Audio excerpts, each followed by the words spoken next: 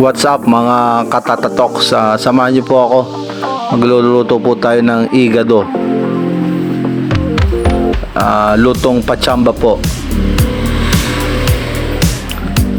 Umuwi po kami kasi dito sa Bicol, pati rin po yung mga pamangkin ko ay umuwi din, kaya luto po kami ng pansariling ulam.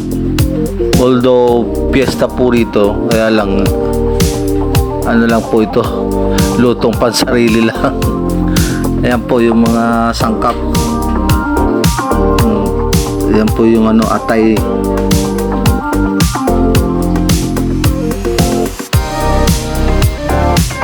Mayroon din po atay at saka carrots. Ayan, ito na po yung yung parang tawag dito ay sinangkot siya para hindi po masira. Kasi kagabi pa po yan binili. Yan, ito naman pong isa ay kaldereta.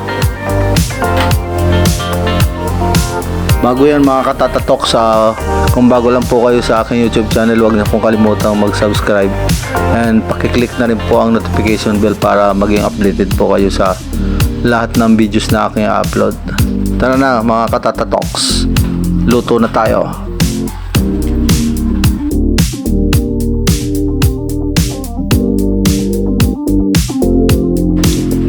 Ayan, lagay din po natin ito ng ng mga regular na sangkap. Ayan po.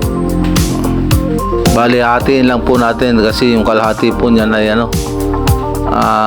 doon sa kaldereta. Medyo kaunti lang po ang panglagay namin. Ito po, may reno pa. Ika nga ay lutong pang sarili.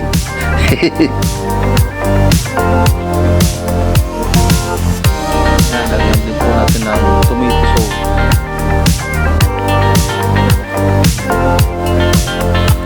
Yan po mga katatatoks, ito lang po yung panlagay nating tomato sauce. Binawasan natin kanina. So dahil kaunti lang po, lagyan na rin lang natin ng ketchup. Yung palagay natin. Siraan po pala ito pong aming niluluto ay igado baka kalahin nyo po yung minuto. Lutong pachamba po ito, pero napakasarap nito mga katatatoks.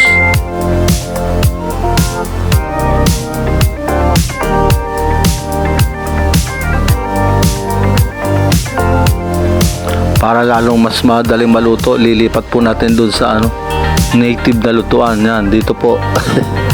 Ang gamit ay kahoy. Ito yung kahoy yan. Mas malakas po ang apoy dito. Ito po yung lutuan ng mga taga Bicol na ang gamit po ay mga kahoy na sinibak. Yan po mga katatatok, yung sinasabi kong yung kahoy, di ba? Ang lakas ng apoy. Maganda rito mga katatatok sa probinsya. Hindi mo po problema yung pag wala kang gas. Maghanap ka lang sa mga tabi-tabi, meron ka ng panggato. Ayan mga katatatoks, malapit na pong maluto itong ating igado. Lagyan po natin ng reno.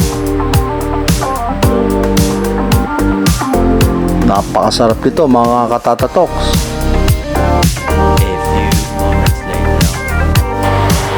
Ayun mga katatatoks, luto na po. Ay, napakasarap nito. Walang kasing sarap mga katatatoks. Mapaparami na naman aking makakain ito. Siya nga pala mga katatatoks, kung bago lang po kayo sa aking YouTube channel, huwag niyo kalimutang mag-subscribe at paki-click na rin po ang notification bell para maging updated po kayo sa lahat ng videos na aking i-upload. Marami pong salamat sa inyong panonood mga katatatoks. I love you all. Ingat po tayo sa ating mga ginagawa mga katatatoks.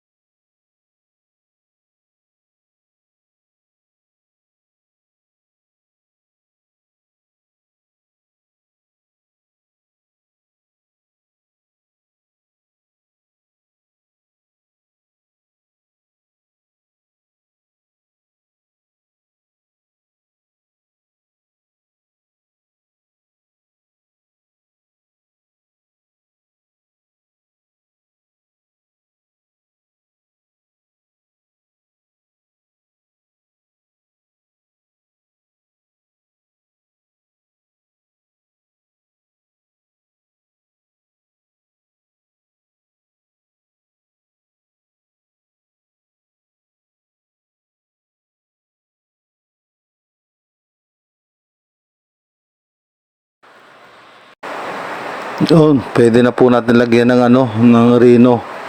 Yan po. Lagyan na po natin. Yan po. Maya-maya lang po nito, mga katatatoks, luto na po ito.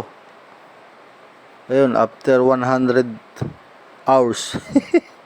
Luto na po mga katatatok. Sabi ko sa inyo pag dito sa lutong kahoy mabilis lang po. At ito na po yung final ko. Mapaparami na naman ang kain ko nito mga katatatoks. Suwabing suwabe to.